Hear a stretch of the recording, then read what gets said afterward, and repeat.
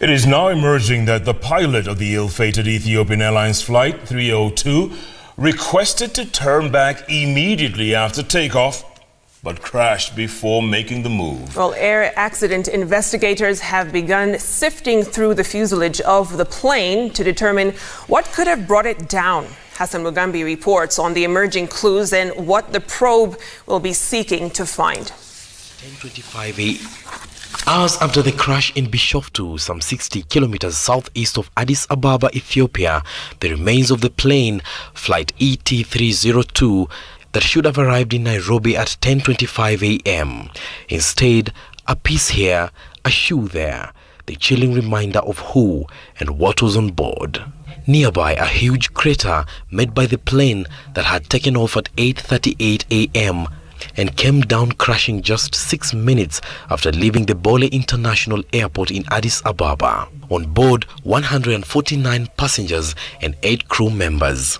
Ethiopian officials now say the plane's pilot, identified as Captain Yared Mulugeta, with both Kenyan and Ethiopian roots, had called the control tower requesting to return to the airport just moments after takeoff, citing a technical hitch.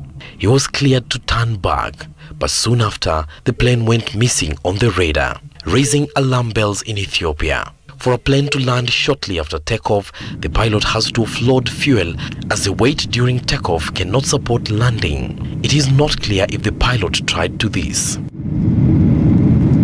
At 10:50 a.m., the Office of the Prime Minister of Ethiopia put out a tweet, the first official communication to the tragedy. The chilling tweet made it clear that it was not good news. It read, and I quote, "The Office of the Prime Minister, on behalf of the government and the people of Ethiopia, would like to express its deepest condolences to the families of those that have lost their loved ones on Ethiopian Airline Boeing 737 on regular scheduled flight to Nairobi, Kenya this morning." The Kenyan government has now dispatched a team of aircraft investigators to Addis to help the probe. I'll be dispatching my Principal Secretary for Transport, Esther Koimet, together with the Director Air Transport, Nicholas Bondo.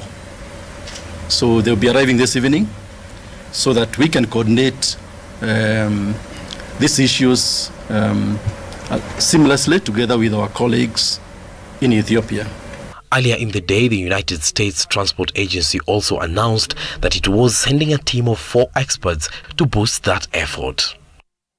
The aircraft, Boeing 737 MAX 8, had only been brought into the Ethiopian Airlines fleet less than 4 months ago. In October 2018, a similar plane belonging to Lions Air crashed outside Jakarta, Indonesia, just after takeoff. Investigators will be trying to find out if this was a coincidence or something to do with this particular type of plane, Boeing 737 MAX 8. Hassan Mugambi, Citizen TV.